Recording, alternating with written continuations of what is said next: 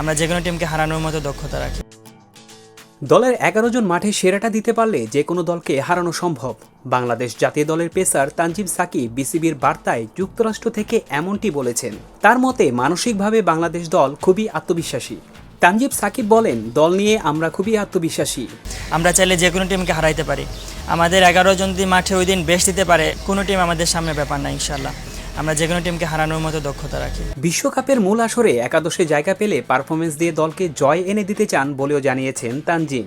এছাড়া সাকিব আল হাসানের মতো কঠিন পরিস্থিতিতে শান্ত থাকার মানসিকতা চান তিনি। সবার লক্ষ্য থাকে বিশ্বকাপে খেলবো, বিশ্বকাপে খেলার সুযোগ পেলে দলকে বিজয় এনে দেওয়ার চেষ্টা করব। নিজের মধ্যে সাকিব ভাইয়ের মানসিকতা আনার চেষ্টা করব, যে কোনো পরিস্থিতি উনি শান্তভাবে সামলাতে পারে, এটা আমার ভালো লাগে। খুবই মেন্টালি টাফ থাকে, যে কোনো সিচুয়েশনকে খুবই শান্তভাবে হ্যান্ডেল করতে পারে, এই জিনিসটা আমার খুবই ভালো লাগে। তানজিম সাকিবকে দলে নেওয়া হয়েছে সাইফুদ্দিনের জায়গায়। একাদশে জায়গা পেলে বোলিংয়ের পাশাপাশি লোয়ারে অর্ডারে ব্যাটিংয়ে কিছু রানও করতে হবে তার।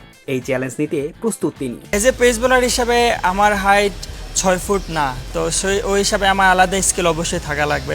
আমি চেষ্টা করি বল স্কিট করানোর জন্য, যাতে ব্যাটসম্যানদের খেলতে ডিফিকাল্ট ফেস করা লাগে।